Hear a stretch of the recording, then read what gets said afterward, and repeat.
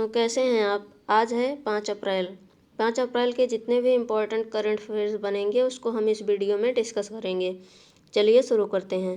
पहला है कि निम्न में से किसने रूस में कोविड के लिए मरीजों का इलाज करने वाले स्वास्थ्य कर्मचारियों का समर्थन करने के लिए $1 बिलियन तक की ऋण को मंजूरी दी है। ये किसने दी है? तो एनडीबी ने। ठीक, एनडीबी ने कोविड-19 मरीजों का इलाज करने वाले स्वास्थ्य कर्मचारियों को समर्थन के लिए $1 बिलियन तक के ऋण की मंजूरी दी है। और एनडीबी का फुल फॉर्म है न्यू डेवलपमेंट बैंक, और इसकी स्थापना 2014 में हुई थी। इसकी स्थापना 2014 में हुई थी और इसका मुख्यालय जो है चेन्नई के संघाई में स्थित है। ठीक, इसका मुख्यालय संघाई में स्थित है। अब चीन की बात है तो चीन को जो है मैप में ये जो है रूस की बात है तो रूस को हम जो है मैप में देख लेते हैं। ये है रूस जो है क्षेत्रफल की दृष्टि से सबसे बड़ा देश है और इसकी जो कैपिटल है वो मॉस्को है। ठीक, रूस की कैपिटल मॉस्को है और इसकी जो है ये सबसे बड़ी सिटी भी है और करेंसी जो है रशियन रूबल है। ठीक, और यहाँ के प्रेसिडेंट जो हैं वो व्लादिमीर पुतिन हैं। पीएम जो हैं मिखाइल मिसिस्तिन हैं। ठीक, अब चलते हैं अगले क्वेश्चन पर। अगला क्वेश्चन है कि दिग्विजय सिंह झाला का अप्रैल 2021 में निधन हो गया। इनका संबंध किस क्षेत्र से था? दिग्विजय सिंह झाला का अप्रैल 2021 में निधन हो गया। इनका संबंध किस क्षेत्र से था?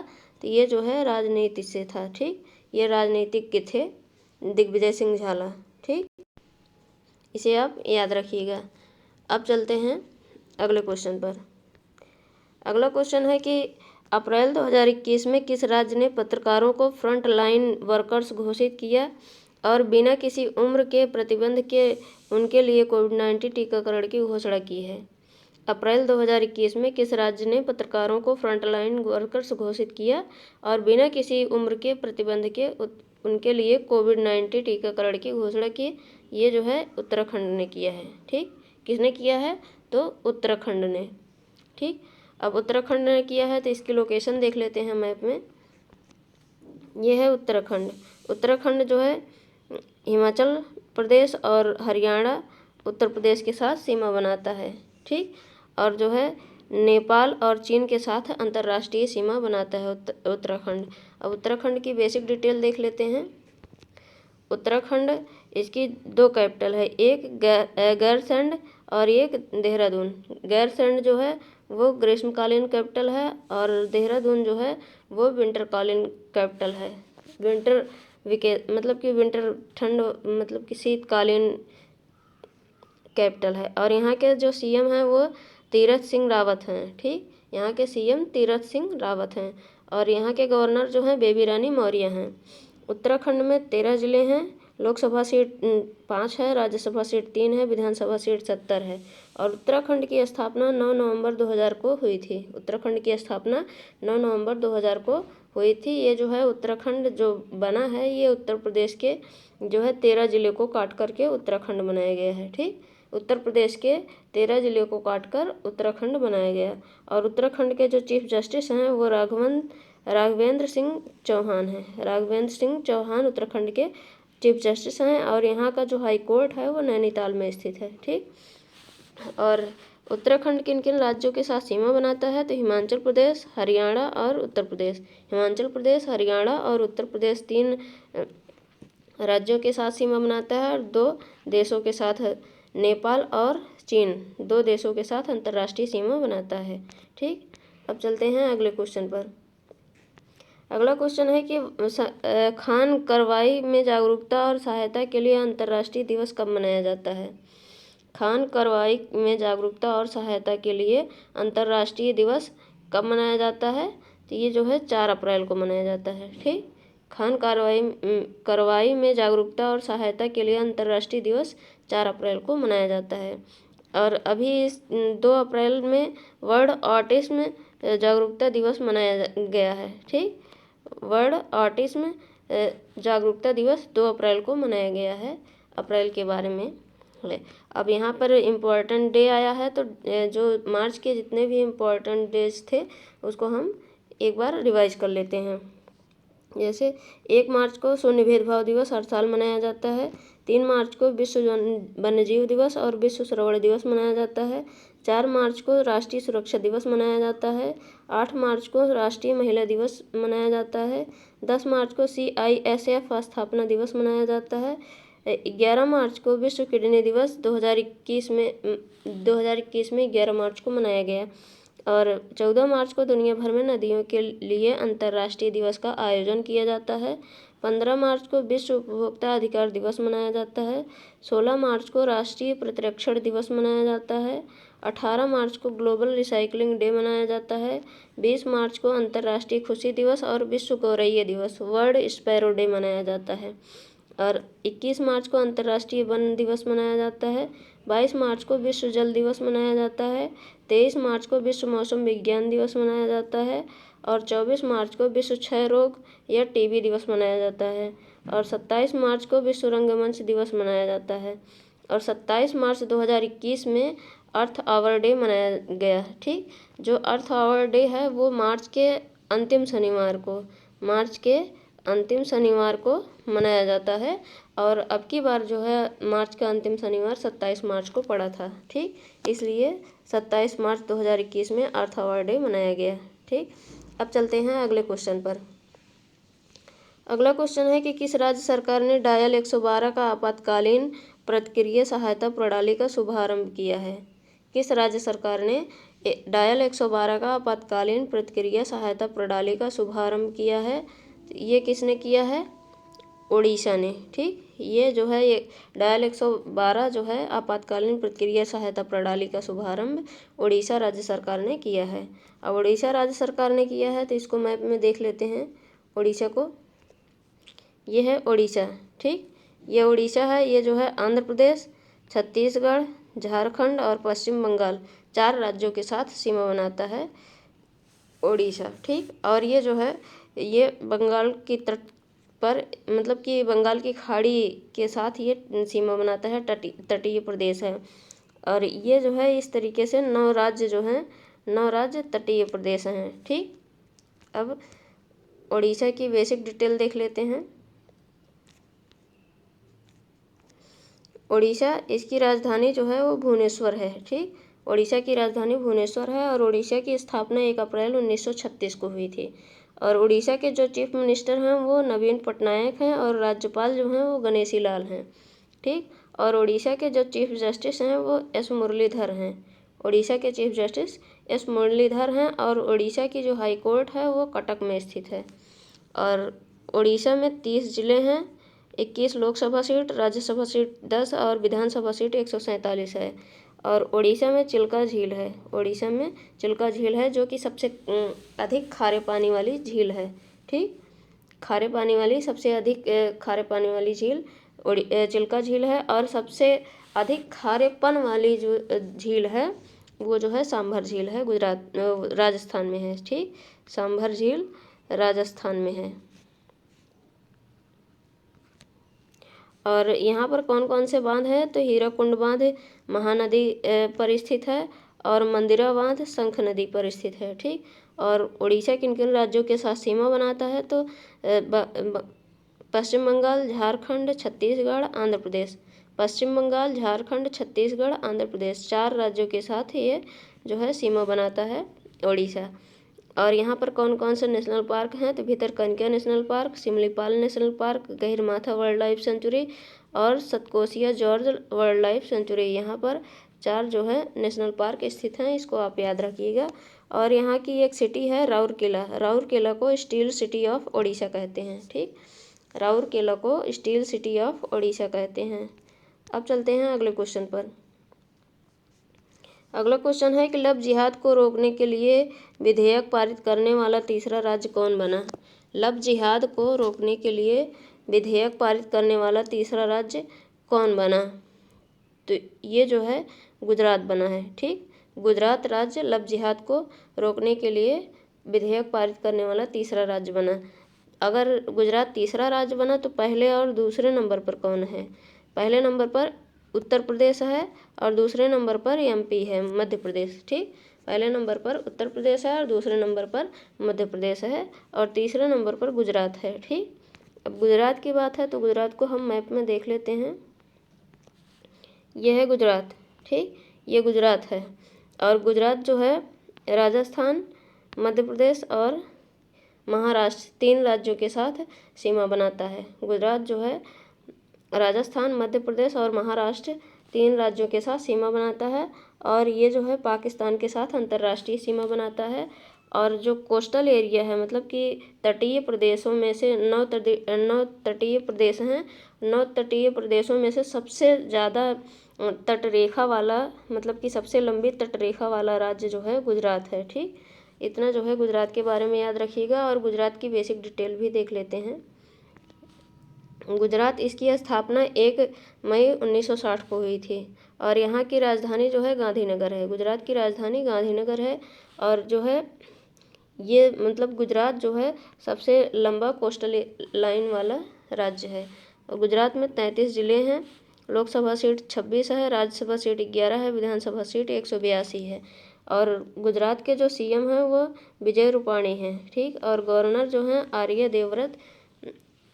देवव्रत हैं। ठीक, और गुजरात के जो चीफ जस्टिस हैं वो विक्रम नाथ गुजरात के चीफ जस्टिस हैं। और गुजरात की हाई कोर्ट अहमदाबाद में स्थित है। गुजरात की हाई कोर्ट अहमदाबाद में स्थित है। और गुजरात में कौन कौन सी झीलें हैं? तो सुरसागर झील, थोल लेक और गोमती झील। ठीक, थोल झील और गोमती झील 3 झीलें जो है गुजरात में स्थित हैं। और कौन कौन से बांध हैं गुजरात में? तो सरदार सरोवर बांध नर्मदा नदी पर स्थित है, इसे जो है मानव निर्मित बांध भी कहते हैं। और कमलेश्वर बांध हिरन नदी पर स्थित है। और दांतीवाड़ा बांध जो है बनास नदी पर स्थित है। और कड़ाना बांध जो है माही नदी पर स्थित है। 4 जो है मतलब कि गुजरात में 4 बांध स्थित हैं। ठीक, इसको याद रखिएगा। और गुजरात किन किन राज्यों के साथ सीमा बनाता है? तो राजस्थान, मध्य प्रदेश और महाराष्ट्र। राजस्थान, मध्य प्रदेश और महाराष्ट्र 3 राज्यों के साथ सीमा बनाता है गुजरात। और यहाँ पर देख लेते हैं कि कौन कौन से नेशनल पार्क हैं। गिर नेशनल पार्क, जो कि लायन ऑफ एशियटिक लायन, मतलब कि लैंड ऑफ एशियटिक लायन इसे कहते हैं गिर नेशनल पार्क को, क्योंकि यहाँ पर जो है शेर पाए जाते हैं। ठीक, यहाँ पर लायन पाए जाते हैं। और Kutch desert wildlife sanctuary और Bansda national park, Indian wild asses sanctuary और marine national park, Narayan Sarovar sanctuary और Barda hills wildlife sanctuary, Nal Sarovar bird sanctuary और Navegaon blackbuck national park. इतना जो है गुजरात के बारे में याद रखिएगा। अब चलते हैं अगले क्वेश्चन पर। अगला क्वेश्चन है कि अंतर्राष्ट्रीय बाल पुस्तक दिवस ICBD कब मनाया जाता है? अंतर्राष्ट्रीय बाल पुस्तक दिवस ICBD कब मनाया जाता है? ये जो है 2 अप्रैल को। ठीक, 2 अप्रैल को ICDB दिवस मनाया जाता है। ICDB का फुल फॉर्म क्या है? तो इंटरनेशनल चिल्ड्रंस बुक डे। ठीक, ICDB। और अब चलते हैं अगले क्वेश्चन पर। अगला क्वेश्चन है कि किसने light well bullet proof jacket विकसित किया है? किसने light well bullet proof jacket विकसित किया है? तो ये जो है DRDO ने किया है। ठीक, light weight bullet proof jacket जो है DRDO ने लॉन्च किया है। अब DRDO को फुल फॉर्म देख लेते हैं क्या है। DRDO defence research development organisation, defence research and development organisation. इसकी स्थापना 1958 को हुई थी। DRDO की स्थापना 1958 को हुई थी और इसका मुख्यालय जो है वो नई दिल्ली में है। इसका मुख्यालय नई दिल्ली में स्थित है। ठीक, और इसके जो चेयरमैन हैं डॉक्टर जी सतीश रेड्डी हैं। DRDO के चेयरमैन डॉक्टर जी सतीश रेड्डी हैं। ठीक, इतना जो है DRDO के बारे में याद रखिएगा। आप चलते हैं अगले क्वेश्चन पर। अगला क्वेश्चन है कि विश्व बैंक और एशियाई अवसंरचना निवेश बैंक ने पंजाब में नहर आधारित पेयजल परियोजनाओं के लिए कितने USD मिलियन के ऋण को मंजूरी दी है। विश्व बैंक और एशियाई अवसंरचना निवेश बैंक ने पंजाब में नहर आधारित पेयजल परियोजनाओं के लिए कितने USD मिलियन डॉलर के ऋण को मंजूरी दी है। ये जो है 300 मिलियन डॉलर को, ठीक, 300 मिलियन डॉलर को मंजूरी दी है। अब यहाँ पर USD है, मतलब कि जो वर्ल्ड बैंक है इसके बारे में देख लेते हैं। विश्व बैंक, ठीक, विश्व बैंक, इसकी स्थापना जो है जुलाई 1944 को हुई थी। विश्व बैंक की स्थापना जुलाई 1944 में हुई थी और इसका मुख्यालय वाशिंगटन DC में है। मुख्यालय वाशिंगटन DC में स्थित है और इसके प्रेसिडेंट जो हैं वो डे विडमाज पास हैं। ठीक, डे विडमाल पास हैं। और इसमें एक और आया है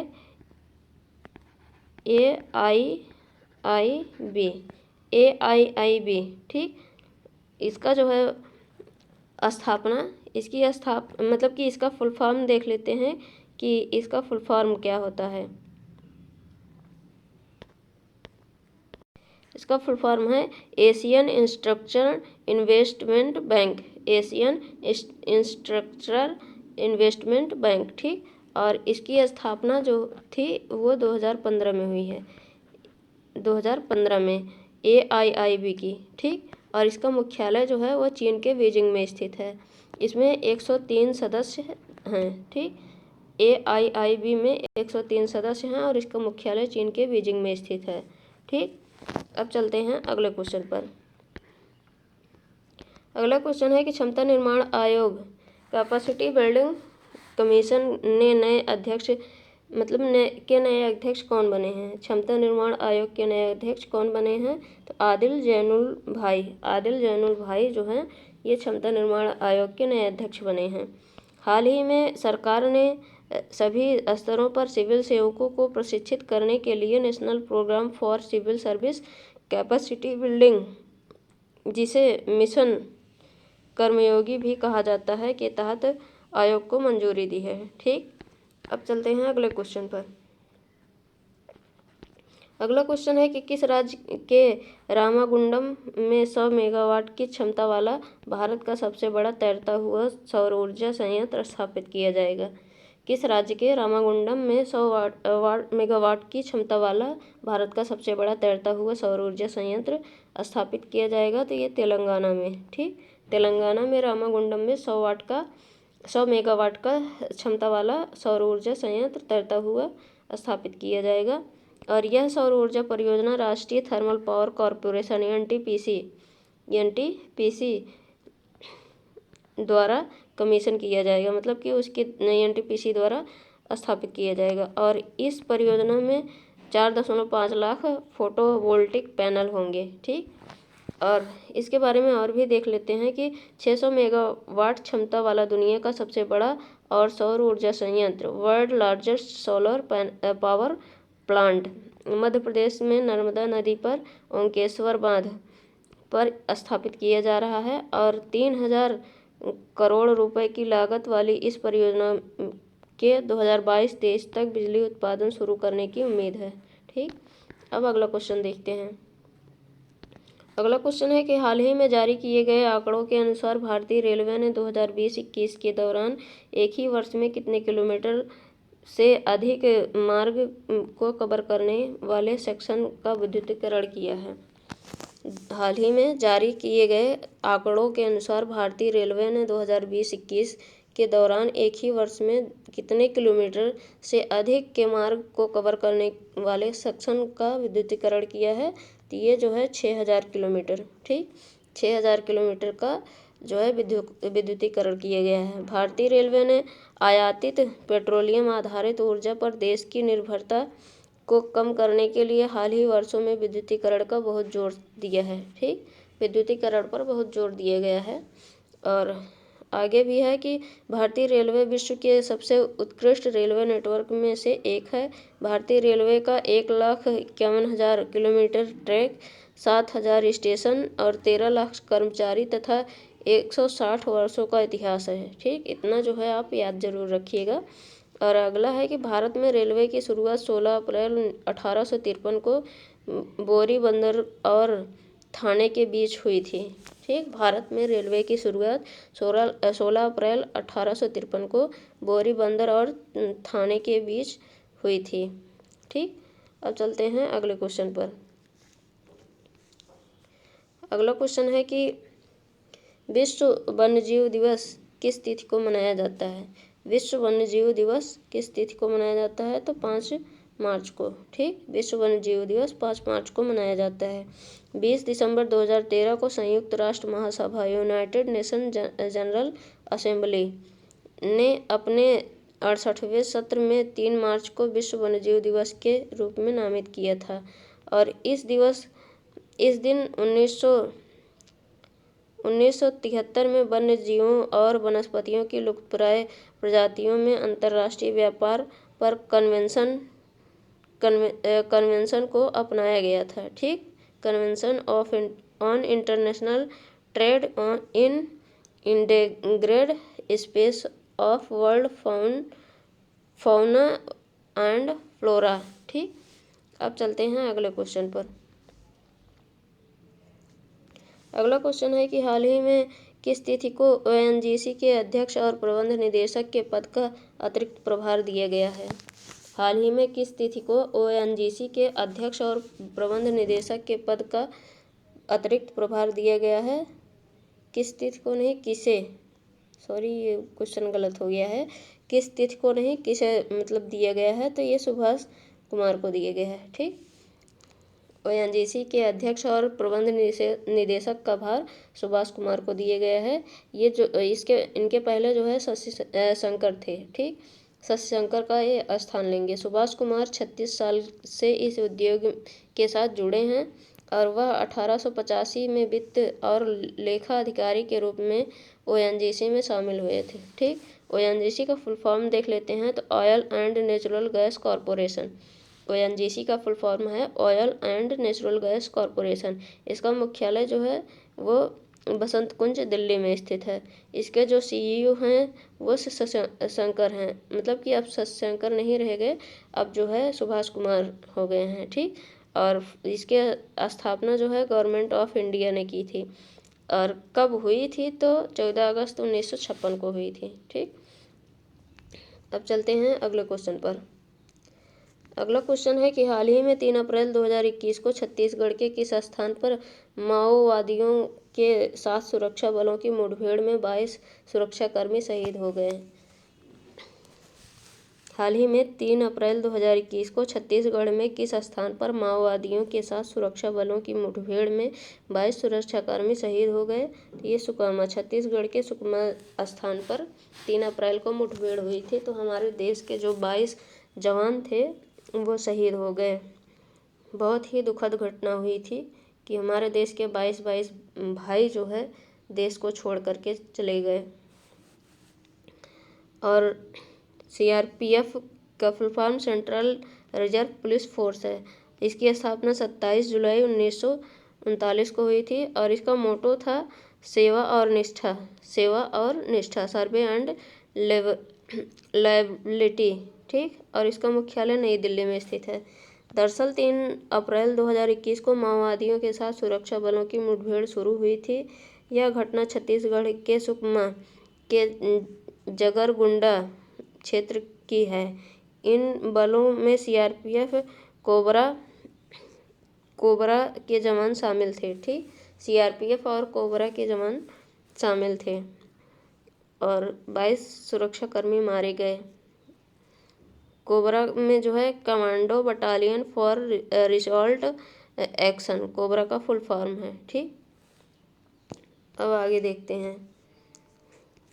अगला क्वेश्चन है कि स्टैंड अप इंडिया योजना किस तिथि को लॉन्च किया गया? स्टैंड अप इंडिया योजना किस तिथि को लॉन्च किया गया? तो ये 25 अप्रैल 2016 को लॉन्च किया गया था। ठीक, स्टैंड अप इंडिया 25 अप्रैल 2016 को लॉन्च किया गया था। यह योजना ग्रीनफील्ड एंटरप्राइजेज स्थापित करने के लिए एक अनुसूचित जाति और अनुसूचित जनजाति के उधारकर्ता को 10 लाख रुपए से लेकर 1 करोड़ रुपए तक के बैंक ऋण की सुविधा के उद्देश्य से शुरू की गई थी। ठीक, और इसके बारे में और भी देख लेते हैं। भारत सरकार ने पिछले 5 वर्षों में स्टैंड अप इंडिया योजना के तहत 25,586 करोड़ रुपए से अधिक की राशि को मंजूरी दी है। यह राशि 1,14,322 खातों में भेजी जा गई है। ठीक, अब चलते हैं अगले क्वेश्चन पर। अगला क्वेश्चन है कि हाल ही में किस संस्था ने world in 2030 public survey report प्रकाशित की है? किस संस्था ने world in 2030 public survey report प्रकाशित की है? तो यूनेस्को ने की है। ठीक, यूनेस्को ने world in 2030 public survey report प्रकाशित की है। इस रिपोर्ट के अनुसार जलवायु परिवर्तन, हिंसा, संघर्ष, जैव विविधता की हानि और भेदभाव और असमानता, पानी और आवास, भोजन की कमी 2030 के शांतिपूर्ण समाज के लिए 4 सबसे बड़ी चुनौती है। ठीक, और इस रिपोर्ट के अनुसार जलवायु परिवर्तन, हिंसा और संघर्ष, जैव विविधता की हानि और भेदभाव, असमानता, पानी और आवास, भोजन की कमी 2030 के शांतिपूर्ण समाज के लिए 4 सबसे बड़ी चुनौती हैं।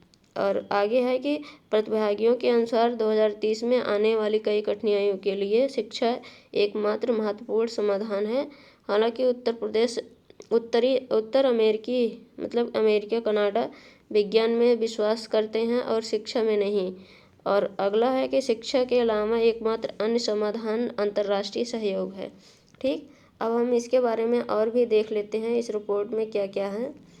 इस रिपोर्ट के अनुसार 2030 में आने वाली शीर्ष चुनौतियों इस प्रकार हैं। नंबर 1 है हिंसा और संघर्ष, 2030 तक हिंसा और संघर्ष बढ़ जाएगा और भेदभाव और असमानता भी आएगी। गलत सूचना और अभिव्यक्ति की स्वतंत्रता होगी और जलवायु परिवर्तन और जैव विविधता का नुकसान होगा। भोजन, पानी और आवास की कमी होगी। जब मनुष्य बढ़ेंगे तो भोजन, पानी, आवास की कमी होगी ही। अगला है स्वास्थ्य और रोग, स्वास्थ्य नहीं मिल पाएगा और रोगी अधिक होंगे।